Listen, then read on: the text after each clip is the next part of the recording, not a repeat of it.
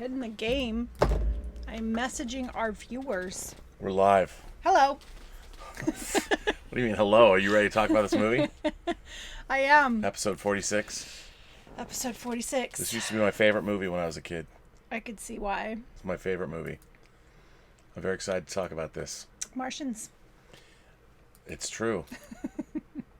It is true. Do not run. We are your friends. Ack. No, it's not like that. Well, greetings, imagination connoisseurs. Once again, it is I, your Duke of Dope Discourse, your master of fun and wonder, your viceroy of verisimilitude, and your sommelier of cinema, Robert Meyer Burnett, and I'm here with my lovely compatriot, Elizabeth Gwendolyn Bell. I am the ace, the arbiter of cinematic excellence, and the enchantress of entertainment. the enchantress of entertainment. Yep. So this is sort of another sci-fi movie. We did Sci-Fi Week, but we had to do this. Yes. Had to talk about this movie.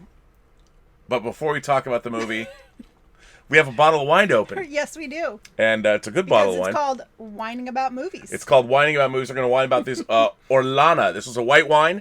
Claude and Candida sent us this bottle of wine. Yep. That it looks crisp and refreshing. Yes, it's been in the fridge. It's been in the fridge. It's nicely chilled. It's chilled. Very excited about this chilled wine. I love the glug glug noise wine makes as it comes out of the bottle. That's a healthy pour for you. And a healthy pour for me. This is cheers to Byron Haskin's 1953 War of the Worlds, produced by George Pal. Now I have to say, what? Can I just say something? I made the Mars Attacks reference, not Rob. No, I said ack.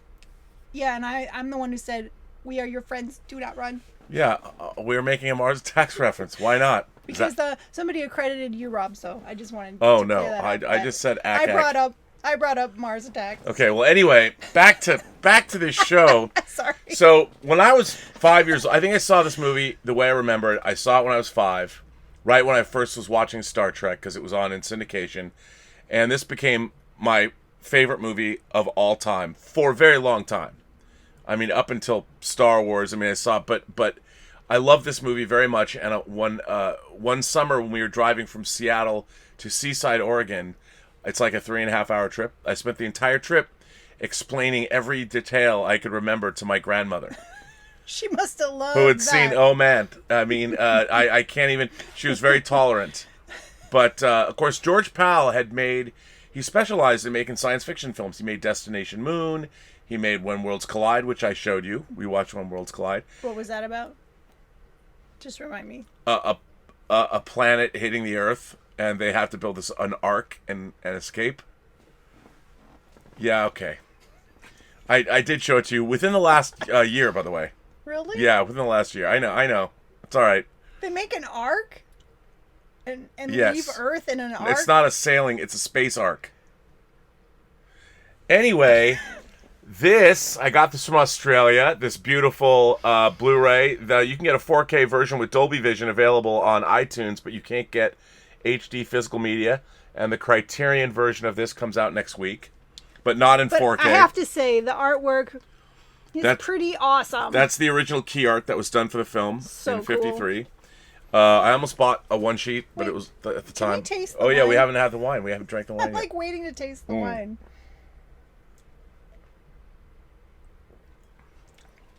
Ooh, that's light and delightful. I like it. So anyway, George Pal specialized. He did Destination Moon, When Worlds Collide, Conquest of Space, which is about the first mission to Mars. I forgive you. Which I love. And then War of the Worlds. So I was a huge... George Pal and Ray Harryhausen were the first two names of people that I knew in movies. And I read about them, and as a kid, that's what got me fascinated in making, like, this producer. You know? And he was the first... So George Pal was always, like, a hero of mine. Oh, okay. He was my first hero, because he made multiple science fiction movies. How old were you when you first saw this? I just said, like... Do you remember? Like, I just said it like 5 seconds ago? Like 5? Like, I was like 5 or 6. And then you said you watched it every time it was on TV. It was on, we had Sci-Fi Theater at 2 o'clock on Sunday afternoons on Channel 11. The same the same independent station that showed Star Trek, and they would show this movie about once or twice or sometimes 3 times a year. Wow. And I watched every side, but then they also showed Conquest of Space and When Worlds Collide and lots of other films. So Elizabeth, what is this movie about? Oh, this is so yummy. It is yummy. It's very yummy. Thank you. Here's to Claude and Candida. What is this movie about? Okay, so this movie opens up like a 1950s movie with a guy explaining history and Paul Frees talks about the First World War, the Second World War, and the next war will be fought with the weapons of super science. Yeah, but no, he doesn't even talk like that. It's like in the 1950s news broadcast, it's like very monotone and very like, and then you raise your voice at the end. Well, yes, of the sentence. That's true. Paul Frees, and then Cedric Hardwicke comes in and narrates it, and then goes through the planets of the solar system. And something that always I always thought was strange. They left Venus out. Yeah, they talked about every planet. They talk about Pluto, Neptune, Uranus, Saturn. There's no Venus. I've never understood. Even as a kid, it bothered me. Like, why no Venus? The planet of love. They don't talk about Venus. Maybe that's why they don't talk about it. I don't understand. I've never understood it. You know what I liked about that part was some of the stars were yellow and some were red. It was very colorful. Yes. Well, this was a 3-strip Technicolor film. Mm-hmm. And one of the things about this movie over the years is when this was first made, everything was very crisp. But as they moved away from 3-strip Technicolor and made different versions of this, a lot of the visual effects, and you can kind of see it now, became fuzzy. They weren't as crisp. And also, the Martian war machines, when they come out of the gully, you could see they were being held up by like 50 wires. But now, they've digitally removed the wires now. Gotcha. No, normally I would say leave things untouched. But in this particular case, not being able to see... Like, I couldn't see the wires when I watched it on TV, but then when I got on Laserdisc, you could. DVD. So this is the one time where I think it's okay that they went in and used digital technology to remove the wires. Yes. To create more verisimilitude. And yes. And this movie, by the way, the sound effects in this film, I mean, they used certain sound effects. The sound effects were really cool. Of course, Paramount recycled some of the sound effects as the photon torpedo noises in Star Trek. But the sound effects, the heat rays, the Martian, the everything is... I mean, I think this movie is really first rate, and it really has an incredible apocalyptic quality to it. Was this one of the first alien invasion type films?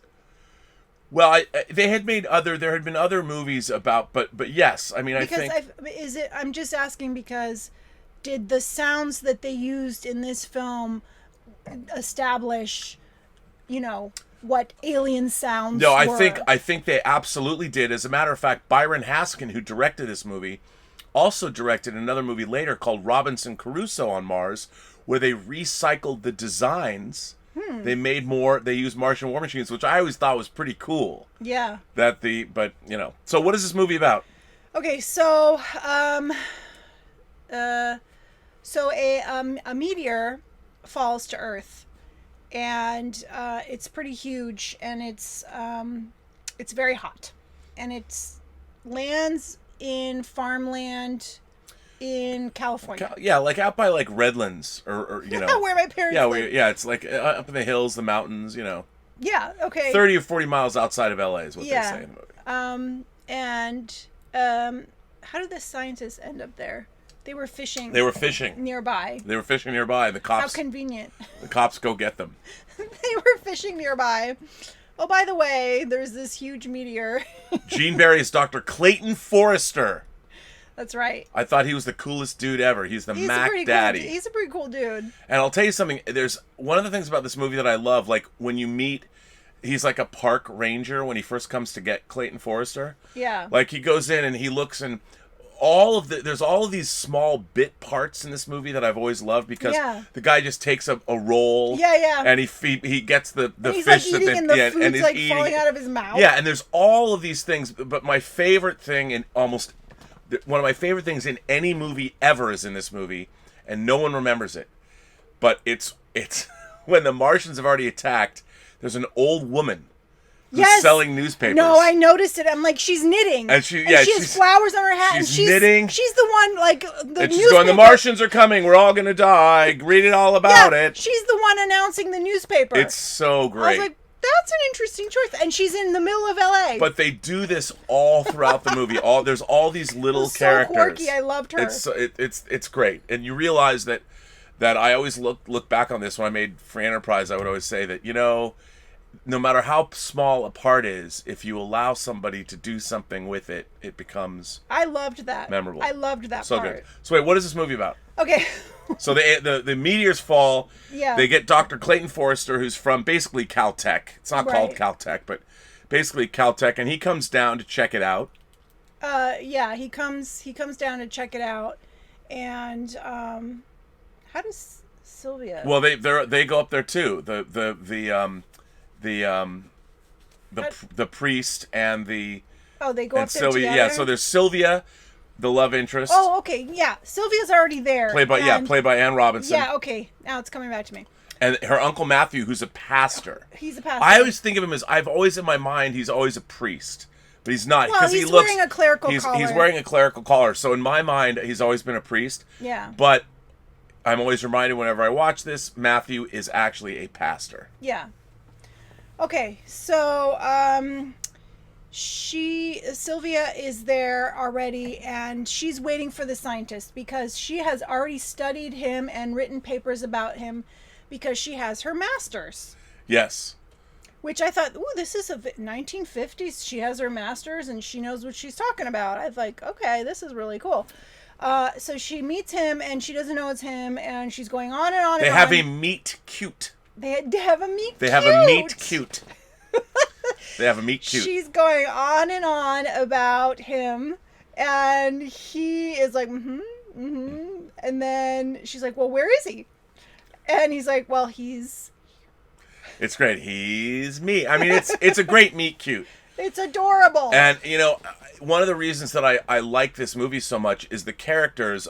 Even though there's not a lot of character development in this movie, yeah, I did like all of that. Well, that's the only part I like that they did with her, because after that, they made her a bumbling, crying, shrieking... No. Yeah. Not all the way through. It annoyed me. I was like, this woman has a master's. Why does she have to be hysterical all the time? Well, the onslaught of an alien invasion, and let's go. Well, we have to talk about. So what happens is they get there, they're looking at, they don't know what's going on, and then Matthew says, "Well, they're having an ice cream social, down at the something center." Yeah, as they see the meteor, they're like, "Oh, this is great. This is going to draw people. We can put picnic tables and." Yeah, they have no idea. The town is like surrounding it, and it's like this molten, burning. Huge they just rock. think it's a big rock. They don't know. Right, they don't know. So Clayton Forrester needs clean up. So he goes into town. He goes to they go he's square like, dancing. I'm gonna check it out. I'll come back tomorrow when it's cooled down. So he's like, what do we do in this town? And the pastor's like, oh, we're having a square dance. We're having a square dance. So they all go to the square dance. And he's a pretty good square dancer. And they leave three dudes. Three guys there. These three guys are so funny. But even those three guys, I mean, one's a Hispanic dude. Yeah. One's kind of an older. Which was the most sensible one. He was like the one like, are you sure we should be doing that? Yeah. And they leave these three guys behind to see what's up, to watch what's up. Yeah. And what happens to them. Okay, so they see a part of it starting to move, and it's like spinning, and they're like, what's happening? Oh no, they're like freaking out. Now, I have to say, when the meteor starts to open, the sound, the metal on metal sound of it unscrewing. When you're a kid, I think the reason why, and I'm still watching this movie today, there is, I mean, it every little thing that I love about science fiction, fantasy, and horror movies, this was ground zero for me, because even the way it's done, the way it's directed, Haskin's direction. And you keep cutting back to these guys going, what's going on? They all have different things they want to do. Yeah. And it milks it. Like it. Yeah. And for a kid who liked science fiction as a 5-year-old kid, like I was probably terrified, but this was the greatest thing I'd ever seen. Because they milk it. Yeah. Yeah, because you're like anticipating what is in there. I couldn't wait to see the Martians. Right. But it's not until like halfway through the movie. But then once it unscrews, Okay, so it's unscrewing, and they're like, "Well, what should we do? Well, maybe they're friendly. We should tell them that we're friends. wave a white flag. And he's like, "Yeah, let's. I have something in my car that we could wave." And the sensible one is like, yeah, because how would they understand what that means? They're like, well, wouldn't they understand? Everyone knows a white flag means we want to be friends. And he's like, oh, yeah, that's what it means. Yeah, they'll get it. Well, and then as they're approaching the ship, yes. the meteor, out comes one of the most, if not the single most iconic images in all of science fiction film history, and that is the heat ray. Yeah. The manta ray. I think this movie really established, alien imagery. Well, and in a big way. In a big way. And no one, I mean, this was a big budget production based on H.G. Wells' novel that's originally set in Victorian England. It was a big budget? It felt so big. It was a $2 million movie. Whoa. Come on, man. I know, look, it is a B movie. It's a product of its time, but it is done so well, and it still holds up. I mean, and then of course this thing comes out again with the sound, the boom, boom, boom, boom, yes. boom. And then what happens to our poor three dudes? Yeah, so they get closer with their white flags. We are friends, and they get blasted. They get blasted with the heat ray, and again, iconic sounds. Yes, the sounds are great. And then of course all the power goes out in the town. Yes. So they're at the square dance. He's cutting a rug. They're cutting a rug, and the power goes out. Not only does the power go out, everyone's watch stops and the phones don't work. I have a question about square dancing. We learned square dancing in school. Yes. In high school. Do they still teach we learned it in elementary school. I learned it in high school. Well, we learned it all the way through. It was like we had it in... I don't think they teach square dancing anymore. I don't know how relevant that is, but they probably don't. I don't know. I think we lose something when we're not, Yeah, because if you were like Dr. Clayton Forrester, if you didn't know how to square dance, That's you'd right. be pretty lost. You wouldn't be able to cut up a rug. And, you got your young Sutton with Sylvia there. You've already had your meet cute. She's clearly down. Let's make it. So, look, the power goes out, and they see that there's burning. Something's on fire. Yeah. So they all go up there. Everyone from the town. Well, not only does the power go out, but like everyone's watches stop. I said that. The phone doesn't work. Oh, you didn't. Yeah, I did. I was still thinking about square dancing. Oh, well, okay. So they all go up there, and it's on fire.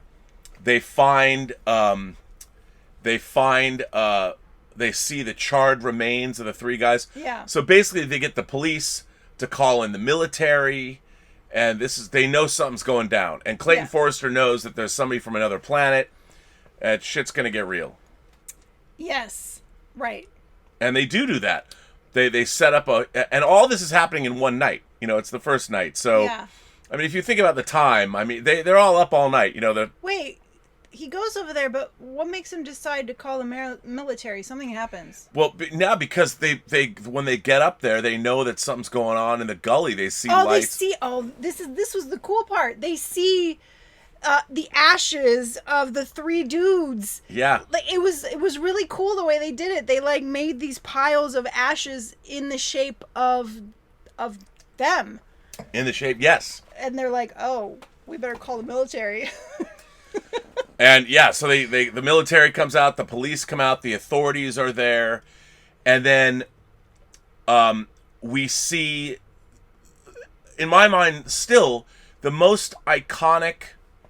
I mean, now we've got the Millennium Falcon and everything, but for my young life, pre-Star Wars, the single most iconic alien vehicle, and when I see it today, I is the Martian war machines, the manta ray war machines from. And they're not flying saucers. They were kind of in the book.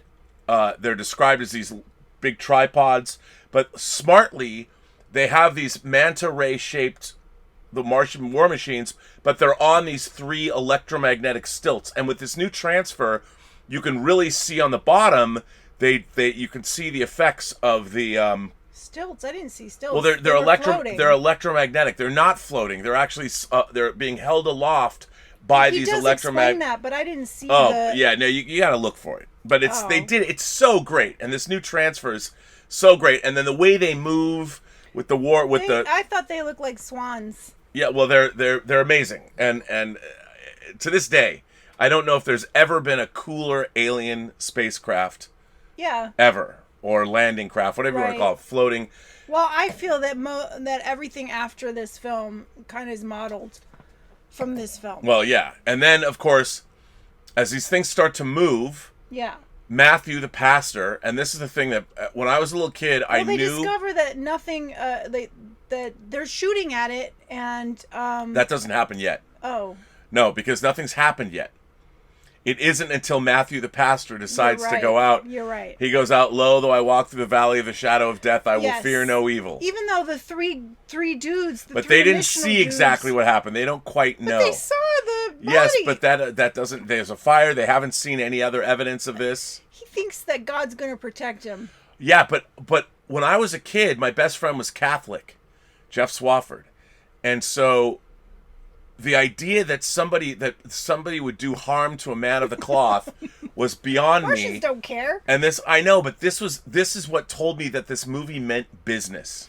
And as a little kid, when the Martians, I mean, he walks up and there's the great shot when you hear the boom, boom, boom, boom, as it's revving up to fire, and you see you see Matthew in the war machine, you see the back of his head, and Matthew just gets laid out, disintegrated by the heat ray. And this is when Sylvia gives out her first shriek. She gives out her first shriek, and also then it's the military's like, let him have it.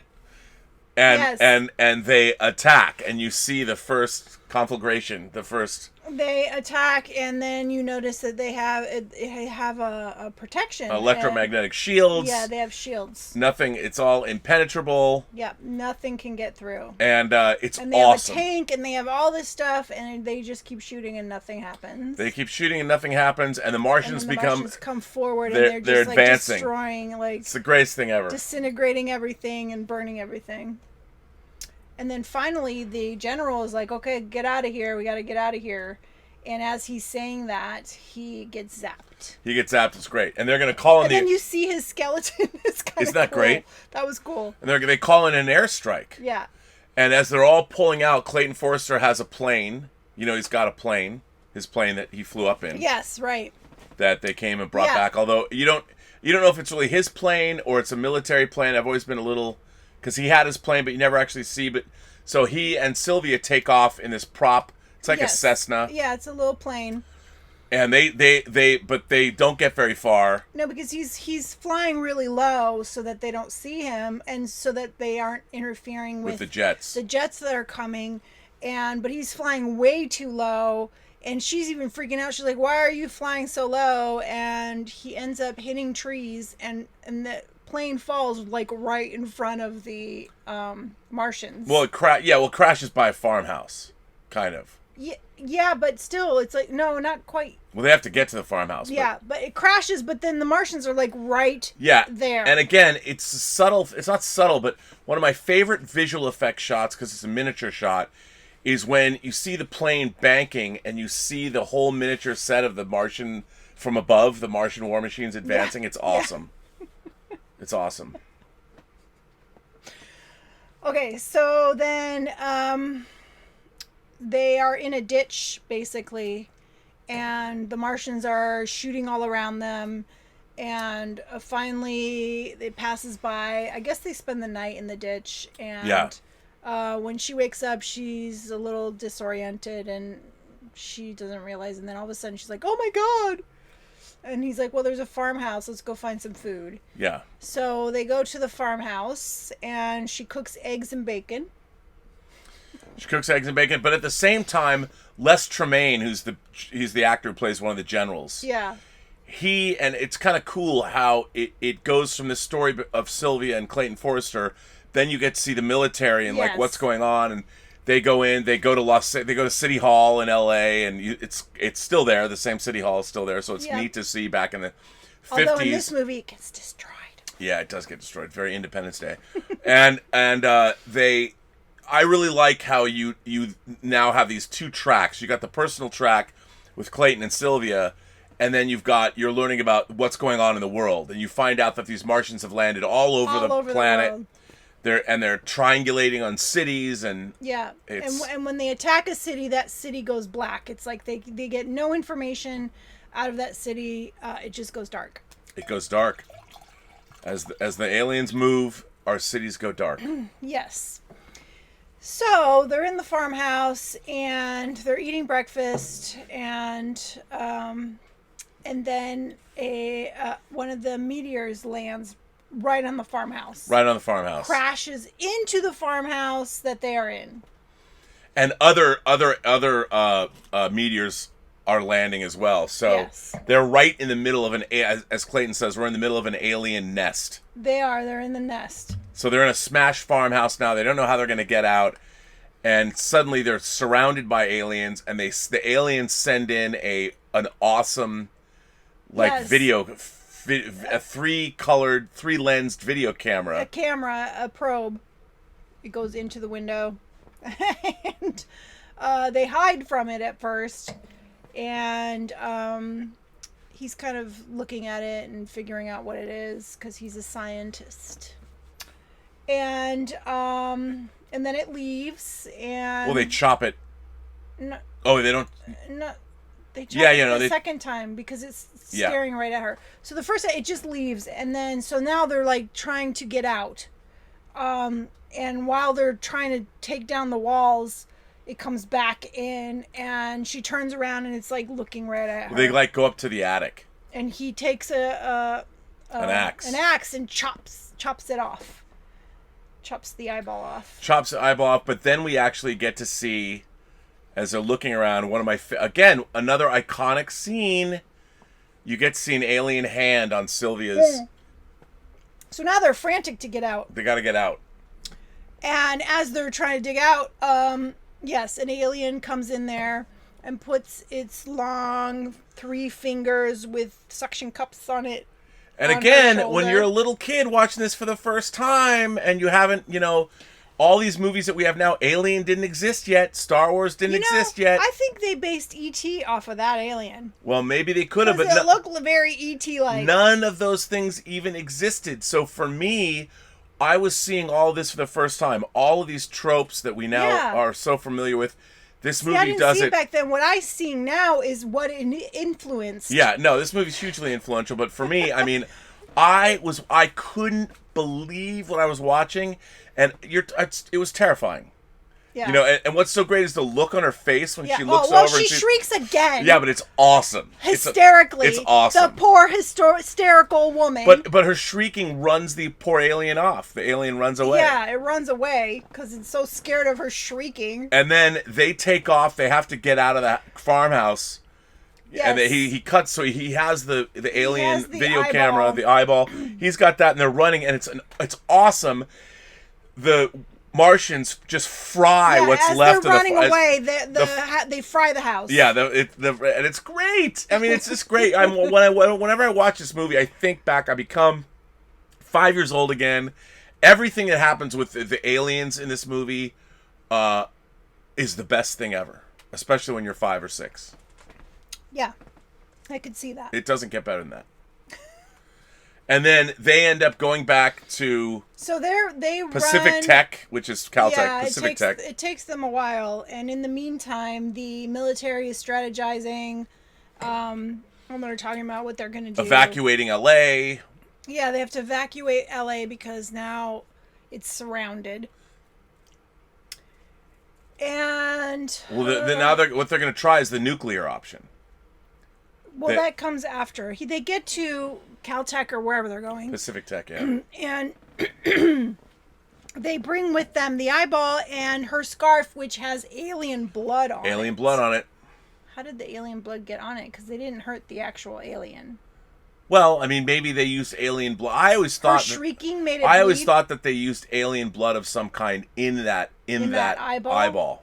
But that was mechanical. Yeah, I know, but it was powered. It had blood. In my mind, I always thought that there was blood. As a kid, I did, because that's They Well, didn't- that's the only way there would be blood, but Yeah, that like doesn't make sense because when he chopped it off, you didn't see any blood. No, I know, but so it's And that you was know, a mechanical thing. yeah, but Then they even say they fashioned that camera after their own eyes. yeah, that's why I thought that there was blood in it. Why would there be blood if it's mechanical? Because it's biotechnology. I always thought that it had part because that's the go with me here. I've always thought that the alien technology in War of the Worlds is biotechnology because that's why it's not just the aliens that get infected. I'm jumping ahead, but at the end you see the alien machines. Well, I always assume. Well, No. I think their technology is biotech. Okay. So they use I can organic. see They've that. used their own blood or that somehow. would make sense. Yeah, and that's why when their ships get infected at the end, oops, spoiler, that part of that is because their systems were also infected. Yeah, okay. I can buy that. That's how I've always thought about it. Just so So you know. anyway, there's blood on the scarf. And they examine the blood, and what do they discover? It's that they're very anemic. That these creatures, first of all, they're from Mars, so they their pressure there is not as high, and the atmosphere is They're less. weak. They're weak. They're much weaker than creatures. Homo sapiens. They are weak. They have strong machines, but they are weak creatures. They're weak creatures. So they think that he's trying to come up with a plan. How could we defeat them, knowing that they are weak? How do we get through their machinery to get to them? So that is the plan. Well, they have to do one thing first, and they have to use the nuclear option to see So if the general's like, let's nuke them. let's nuke them. If our nuclear arsenal can do anything, and what's really cool is they actually use stock footage of a flying wing in this movie. It's real stock footage. Yes. That flying wing was actually footage that appeared earlier in another Paramount. I want to say it's a newsreel. Oh, wow. That So thing was pretty amazing. They used that. There's something else. At the beginning of the movie, Woody Woodpecker is in the film. Woody Woodpecker is in the trees because George Powell was friends with was it Walter Lantz who Do you created actually Woody Woodpecker? see Woody You Woodpecker? do. You do see Woody Woodpecker for a split second.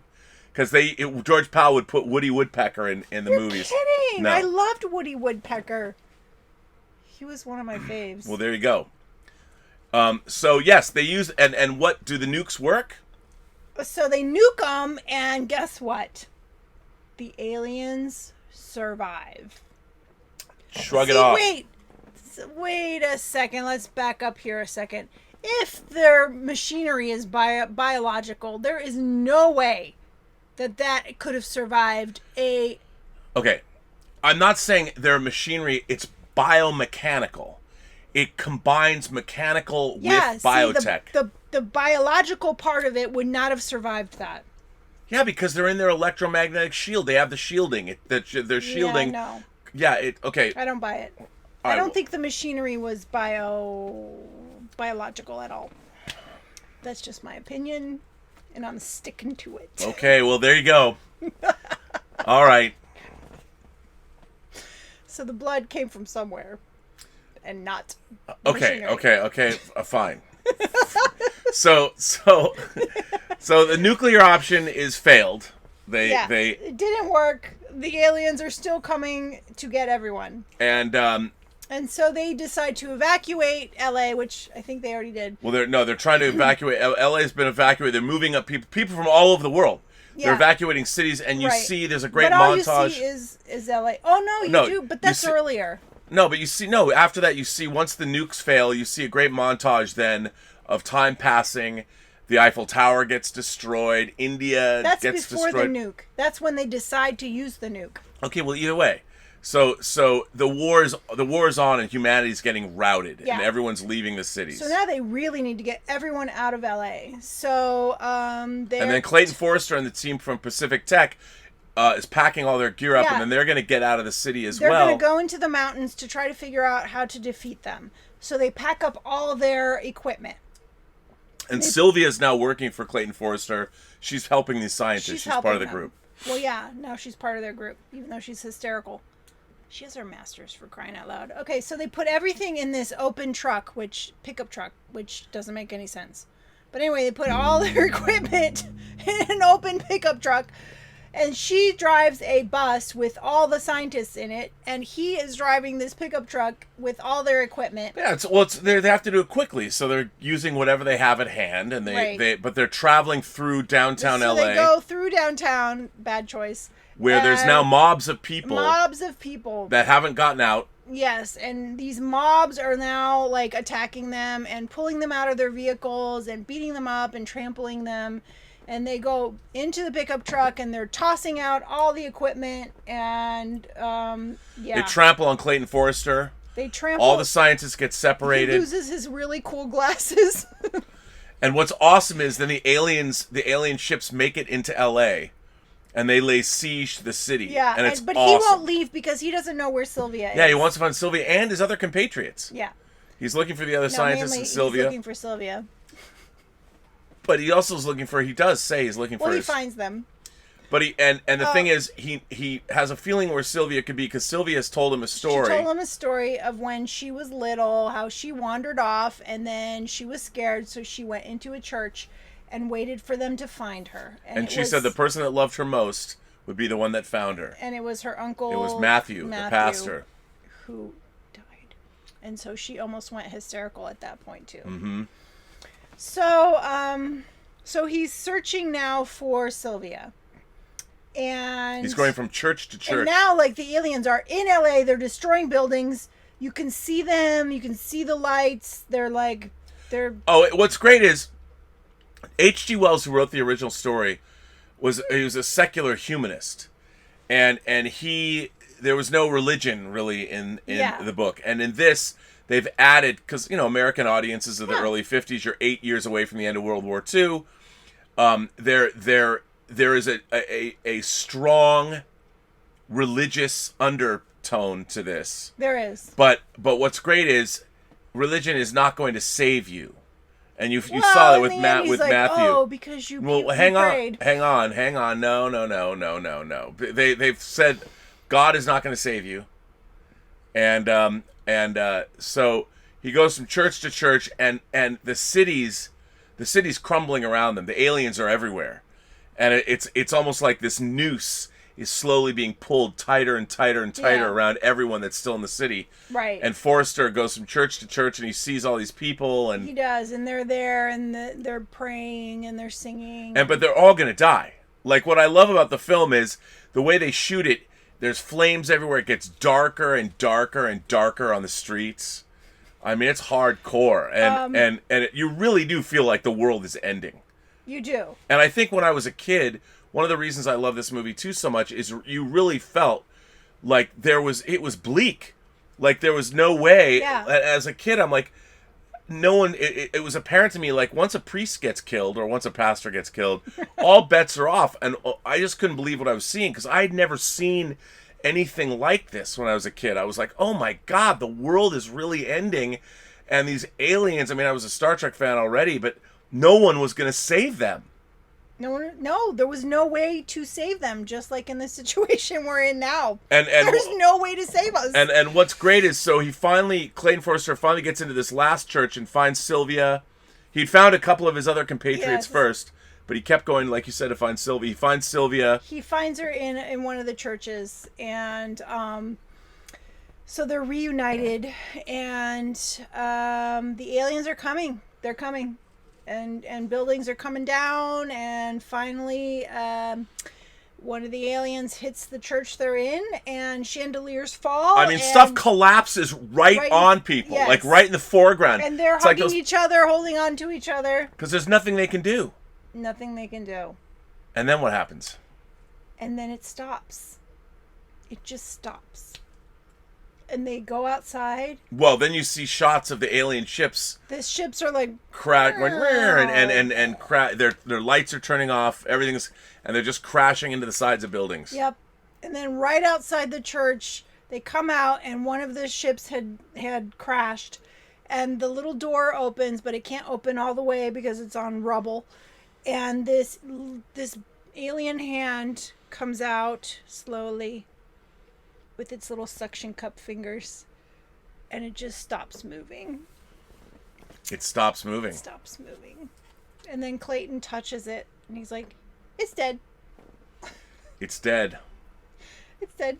And then Sir Cedric Hardwicke, the narrator, comes on and talks about how what the aliens didn't anticipate was they had no immunity to Earth viruses That's right. Humanity had long since become immune from. The bacteria got him. The bacteria got them. The microbes. The microbes, the smallest things, took out the aliens. And then before that happened, I was like, oh, Corona could kill him. And then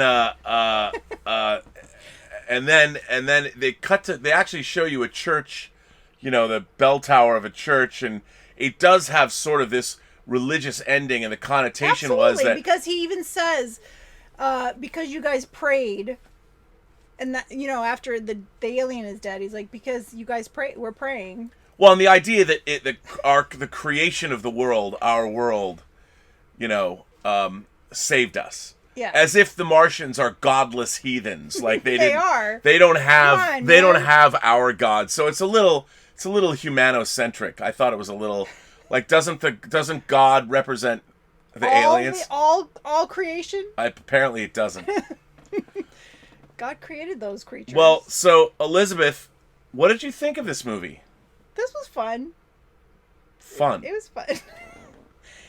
What I really enjoyed was seeing how influential this film is. I really was like, oh wow, okay, I see where that film got that, and I see where that film got that. And I thought it was really well done for 1950s. Like, 53, wow. Yeah. Oh no, it's beautifully done. And it holds up. I mean, the colors, the design, the sounds, even the characters of Clayton Forrester. I know you think Sylvia's shrieking, but she's still, I mean, the characters are smart in this movie. Everybody's smart. She started off smart, but then they had to make her dumb. They had to make her some shrieking, hysterical woman. Well, I mean, she's supposed to be the common, she's the proxy for the audience. She's a 1950s woman. Well, okay. So what else? Is that's all you got?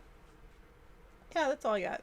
That's all you got for War of the Worlds? Well, like I said, I thought it was very influential on all future. Okay. Well, we have that's okay. What more do you want me to say? I look. It wasn't very deep. Look, I know. I understand that this movie there isn't a lot of subtext in this film at all.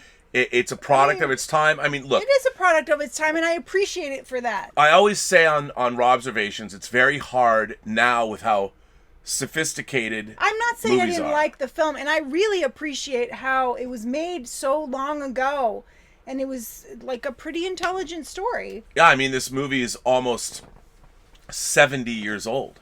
Yeah. So, well, we have a letter. Awesome. We have a letter from Ian Samuels. He writes into Robservations all the time. This is his first letter to Elizabeth. Yes. Elizabeth and Rob. So, War of the Worlds. Well. As War of the Worlds by H.G. Wells is one of my all-time favorite books, I had to write a letter for this episode of Elizabeth's Whining About Movies. I wrote letters for Robservations on the subject of the 2 War of the Worlds TV adaptations last year and how they both disappointed. Most adaptations of War of the Worlds have been disappointing. I did enjoy the first season of the War of the Worlds Resurrection TV series from 1988. I liked the way they linked in the original book, the Orson Welles radio broadcast, as well as the 1953 movie. Suggesting that the book was based on the first attempt and that the main characters from the 53 movie, Dr. Clayton Forrester and Sylvia, had adopted Harrison Blackwood, the main character from the series. In fact, Anne Robinson, who had played Sylvia, would return to the role in a couple of episodes of the series. But let's get back to the main subject, the 1953 movie. As a Brit, I am still a little uncomfortable with moving the story to the States. But just as with Wells' radio broadcast, it is done well. You see that the problem is that American sci-fi is often focused on America the Great, American savior of the world. Everyone else is losing, but America can win the day. It's very annoying. In the 53 War of the Worlds, you do get a touch of this when it is announced that Washington is the only great world capital left where the world leaders and generals can gather. But surprisingly, much of the time, a degree of respect is shown to other countries. For example, it is stated that the invaders obviously recognize the strategic importance of Great Britain. The opening is a nice homage to the book, going through the planets in our solar system, not just Earth, although it does miss out on Venus. This includes the distant frozen world of Pluto before that bastard Neil deGrasse Tyson declassified it. The changing of the main character from a journalist to a scientist is a clever one. This gives the viewer the chance to follow the action. The film was made during a run of sci-fi movies where scientists are the heroes following on from the drop-off in the success of the Universal monsters. So in this movie, we are shown the failure of the religious or moral direction of dealing with the invaders, followed by a failure of the shoot first, ask questions later military tactics. But the difference with War of the Worlds is that even though we seem to be following the scientists to a potential victory, it is subverted by the collapsing of civilization happening around them as people descend into looting and the exodus from the cities. Another change, which has been made to fit in with other sci-fi movies of the time, is the fact of the Martian walking war machines, basically as their flying saucers. But the use of the green flickering lines underneath suggests the use of electromagnetic effects to hover, and also the use of electromagnetic shields are brilliant. I also like the effects of the heat ray. It was disappointing, though, that for the green weapons to have the same effect, they're just green instead of red. Overall, for the time, the effects are impressive, most impressive. The 1953 War of the Worlds is a worthy modern for the time adaptation of the source material. It even manages to transport the plot to America well. It is somewhat, unfortunately, the best adaptation of H.G. Wells' novel we have got. The only other adaptation that actually has been good is Jeff Wayne's musical version, the stage show of which is well worth a watch. I already know it's one of Rob's favorite films. I hope Elizabeth enjoyed it as well. I did enjoy it. You did? Yes. All right. Well, you know, in Doctor Who, England is the center of the universe. So. Well, yeah. What's wrong with that? I'm just saying because he was saying how America becomes the center. It's true. And if you watch Torchwood, it's Wales, right? Cardiff. Yeah. So let's see what people have to say. What do you guys have to say about this? Damo Davies tipped, this is on my show today, but I'll read him. In the UK, we have a 15-minute tea break. And you know what? I'm going to save these for tomorrow. I'll save Damo if you're watching. I'm saving these for tomorrow because that was referring to something we were discussing today. So Julius Goodwin is here with the Super Chat. It's funny to remember that when first read across the radio, this caused an actual panic. People really believed there was an alien invasion going on. Of course, what Julius is referring to is the famous Mercury Theater broadcast of War of the Worlds that was spearheaded by Orson Welles. And they did it in a brilliant way. They pretended like it was happening. And they did it like it was news broadcasts. And they actually made a TV movie called, I think it's called The Night That Panicked America. But although when I was reading about it today, I don't think the panic was as widespread as you know, it's implied nowadays. Yeah. That's the end, by the way. The end of our. That's it. That's it, babe. You didn't give me very much. I'd say that's pretty close. Yeah, but I already had some in my glass. Oh, so did I. Oh, okay. Okay, so anyway, Mukbang is here. As an aficionado of this film, did you hate the 2005 version? Thanks for the great show lately. I have to say, I liked that version. The first half of it is amazing. I think the movie peters out halfway through and they're stuck in the house with Tim Robbins. I think that's great where they have to be like really quiet and like they're in the basement. And then, oh man, it's like it's a suspense. Yeah. I really like that movie. And then by the end, it's like they go back home and everybody has reunited. I like love nothing. that. I thought the first half of Spielberg's War of the Worlds, especially the first 20 minutes, is some of my favorite shit ever. It's awesome. I remember the second half. It's better, awesome. So. I mean, it's interesting because I love this movie so much, and they remade it, and almost in the same couple of years, they remade Dawn of the Dead. Uh-huh. And both movies have really, really strong first 20 minutes. But I think they're not as successful. I remember the second half more than the first half. Okay. Mukbang goes on and says, Mukbang says, Rob, did you ever catch the final 2 episodes of The Gallery of the Mandalorian? I have not yet. I haven't gone back to watch the Mandalorian documentaries. We haven't watched that yet. Yeah, they got boring. The score and props episodes were amazing, and I'd love to hear your input. Also, I'm mining Disney Plus for more content, and the National Geographic stuff is terrific. Give it a try, people. I will do that. I love all the National. That I would watch. I want somebody. I want to watch all the old Jacques Cousteau specials from the 70s. I used to love. I watched those as kids. Where are those, man? Oh man, I love those. I have some DVDs. Oh, I'd watch those. Timbula's here. Tim the Spider Monkey's here. I absolutely love this movie, but I hated it on first viewing as a 10-year-old. As I've told you in the past, my grandfather gave me a ton of sci-fi to read as a child, so I'd read the book before seeing the movie, and I wanted a Victorian England setting. Of course, now I love it and can't count the number of Martian War Machine models and posters I have around the house. You can never have too many Martian War Machines, especially when they, was it Pegasus or something they were making the models? I've got one. Mukbang says, release the toys. I'm with Liz on this. Please unbox and display the toys. We've waited to see them quite patiently, but with protests on the streets, it's time. P.S. Let no one touch them. Except me. I'm working on that. We'll get there. Lord Toth sent in a super chat and says, my wife says hi. Oh, hello. We do the same. Wine movie discourse. Yes. Well, what are you watching, Lord Toth? Yeah, what are you watching? That'd be cool to know. So yes. Robert Priso sends in a tip and says, great show, you two. I have my Criterion Blu-ray on order. Free the toys. Save the Laserdiscs. No, the second one, no.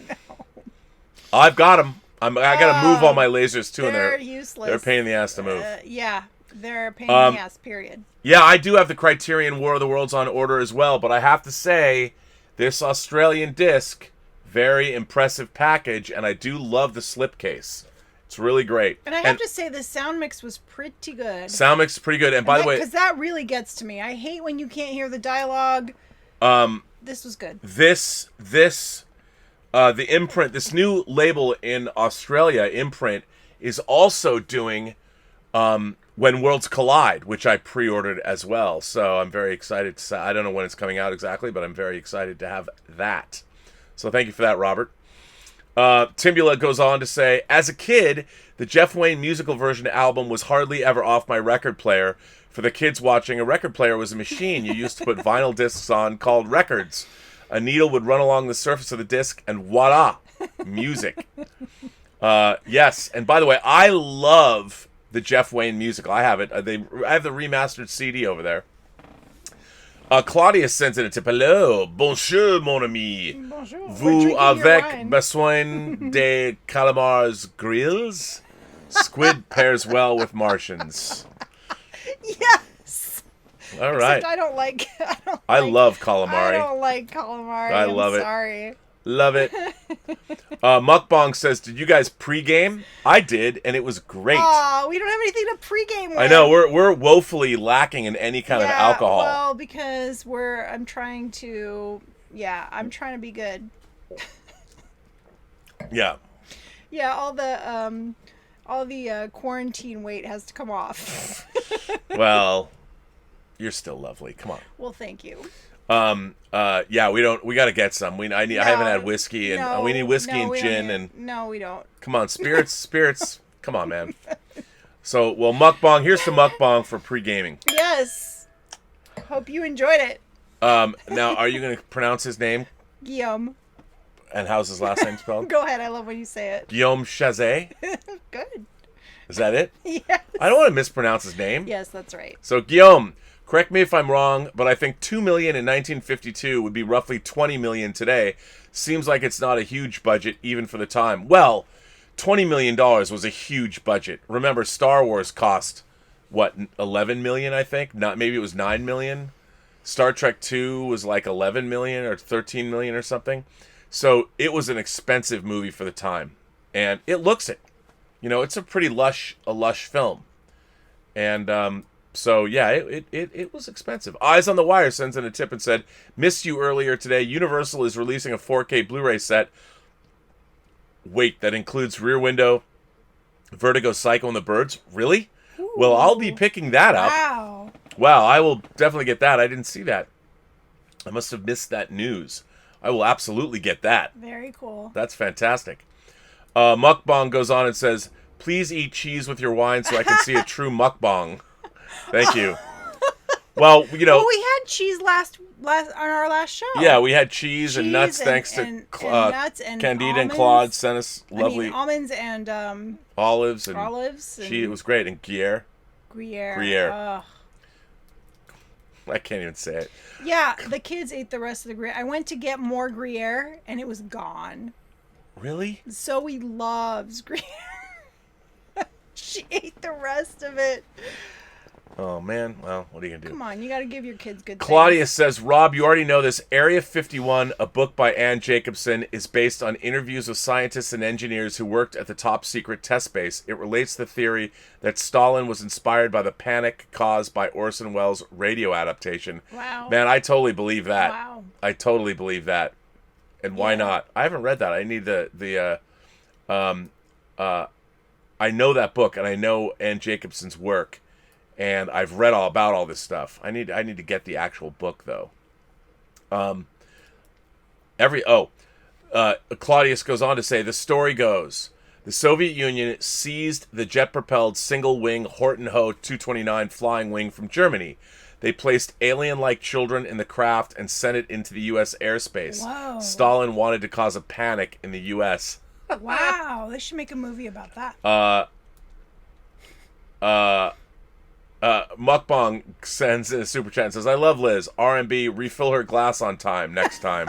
I always refill her glass. Thank you for looking out for me. Aren't I? I'm always you never have to ask for... I always refill your glass. Doesn't matter, he's looking out for me.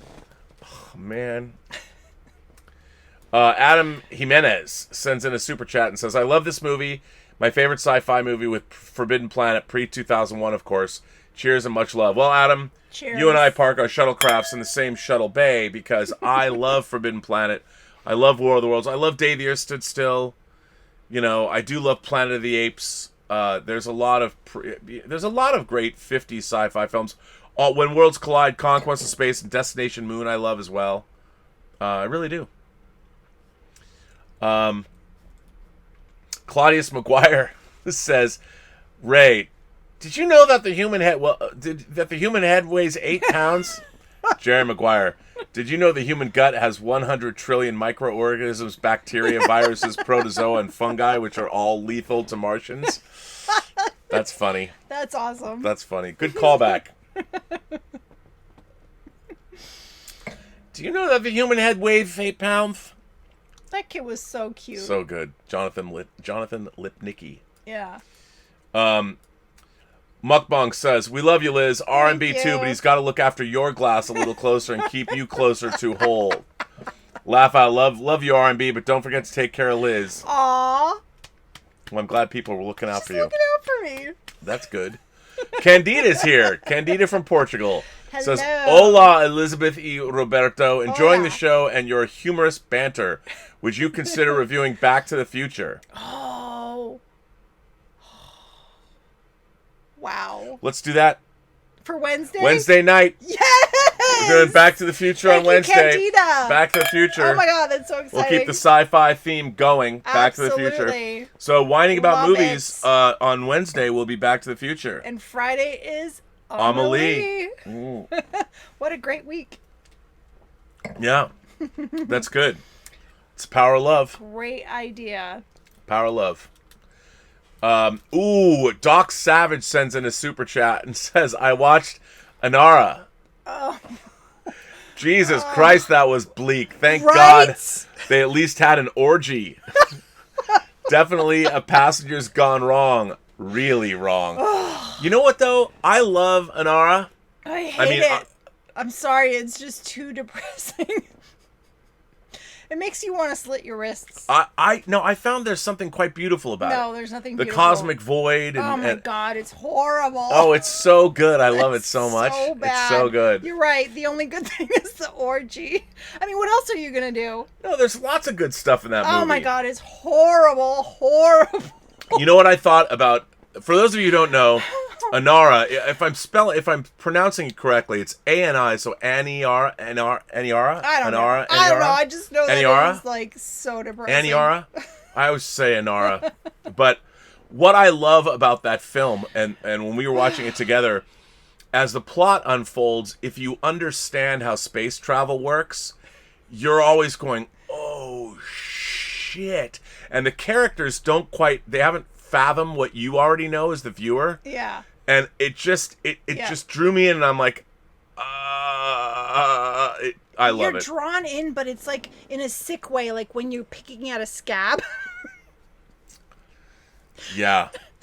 It's terrible. It's terrible. Ugh. Lord, so depressing. Lord Toth says, next up, my wife and I are going to do a double feature Friday of Midway from 1976 and Midway from 2019. Oh. That'll be interesting. That'll be interesting. That's very cool. I love that. The Richard sends in a super chat and says, we have the original 1938 radio play plus documentaries on how people shat their pants. We also have Jacques Cousteau videos for the Post-Geek Singularity on the Facebook page. That is most excellent. Of course he does. Most excellent. Timbula the Spider Monkey says, now that you've done War of the Worlds, any chance of other similar type affairs? The Day the Earth Stood Still, Things to Come, or 20 Million Miles to Earth, for example? You know, I was thinking about doing a Quatermass movie. We could do 20 Million Miles to Earth. That would be good. 20 million miles. I know. 20 million miles to Earth would be good. Okay. We could do that. But we're going to do until next week. Yeah, we're going to do this week is booked. Yeah, we're doing Back to the Future on Wednesday and Amelie on Friday. Yes. For our anniversary. For our fifth year anniversary for our first date. Yes. Well, we have reached that time. Is it time? We've reached our hours up. Our hours up. So, I love this movie. I mean, I can't... I try and look at these movies objectively when I go back and watch them, and I still love this movie. I watch this, I still love it for exactly what it is, and I think at the time, it's still a very sophisticated movie. It's about smart people trying to do the right thing. I still really love this film, you know? It's a little... Yeah. I mean, it's not very deep, though. Well, no, but at the time, of course, because we've seen all of this... The road that this film travels down is so well trodden now. I mean, but at the time this came out, there was nothing like it. There was nothing remotely similar to this movie when it was made. Nothing. There was nothing really similar to it until later. I don't know about that. I do. Okay. All right, well, for our bottoms up scale, what is our bottoms up scale? Our bottoms up scale is from 1 to 4 because there are 4 glasses of wine in a bottle. All right. So, on a scale of 1 to 4, 4 being the most, what would you give this movie? I will give this movie 3 glasses of wine. 3 glasses of wine. Now, I'm going to say that for me, for nostalgia purposes and what this movie meant in my life, what it still means to me, this is a movie I've carried with me since literally almost my whole life. I give this movie 4 stars. Wow, perfect score. It was my first favorite movie. Wow. I loved this movie growing up as a kid. It changed my life. It made me a fan of movies. You know, it made me love... This was the first movie I remember that made me love movies as a kid. Well, that's important. So, yeah. For that alone, I mean, I'm sure when you go back and if you try and show a modern audience, like if Candida and Claude tried to show Spencer this movie, I don't think he would have the same reaction to it, because if you live in a world where Independence Day has come out and you live in a world with a Tom Cruise... Yeah, but see, the cool part for me, which is why I gave it 3 glasses, is to see how influential this film was. Because you can see how it has touched every movie after that. Yep, that's very astute. So I'm going to give it 4 stars. Okay, cool. 3 for me. All right, well... I guess that brings us an end. That's to the end. WINEning About Movies, episode 46, Byron Haskin's War of the Worlds. I want to thank, by the way, Ian Samuels for writing us a letter. If you want to write a letter, hang on. Let me change our camera angle. If you would like to write a letter to the show, you can write a letter to the Burnettwork.net website. You can also submit us videos if you want. I mean, I would say that Lord Toth, make a video of you and your wife. Yeah, video would be so cool. Send a video. We'll play it on the show. We will. Send a video, and and you can send me letters or send us letters. Yeah, we love letters. We love letters. Videos. I mean, we are coming on up with our... I mean, I can't believe we started this show during quarantine. Yes. And basically, with our rising, we can still leave the house, but we're this close to be locked down again. We can't go to the beaches. Yeah. Restaurants and bars have been closed. We weren't doing that anyway. No, but we were going and picking up stuff. Now that there are some restaurants that had curbside delivery that have had to shut because their employees have COVID. Yeah. And it's getting bad again. It's getting bad again, and yet we're approaching our 50th show. Wow. I mean, our 50th show is going to happen next week. That's insane. What are we going to do for our 50th? I don't know. I don't either. Do you have any ideas what we should do for our 50th show? I have to think about that. It should be a spectacular. It should be spectacular, but it should be. I mean, I think it should. Should have some. You know what? We should pick a movie that's 50 years old. That's a good idea. So it's 2020. Or we could have another viewer's choice. We haven't done that in a while. No, well, we could do that. No, we did. It wasn't that long ago. I think we should pick a movie that's 50 years old. So that would mean that we have to pick a movie from 1970. I like that. I was born in the 70s. So Patton came out in 1970. I don't know what that's about. That sounds like a war film. It is a war film. I don't want to do a war film. Well, so we won't do Patton.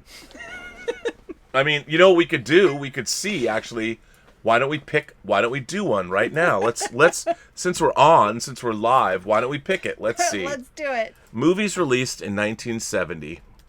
How about 72? No, because the whole... released in 1970. Beyond the Valley of the Dolls was released in 1970.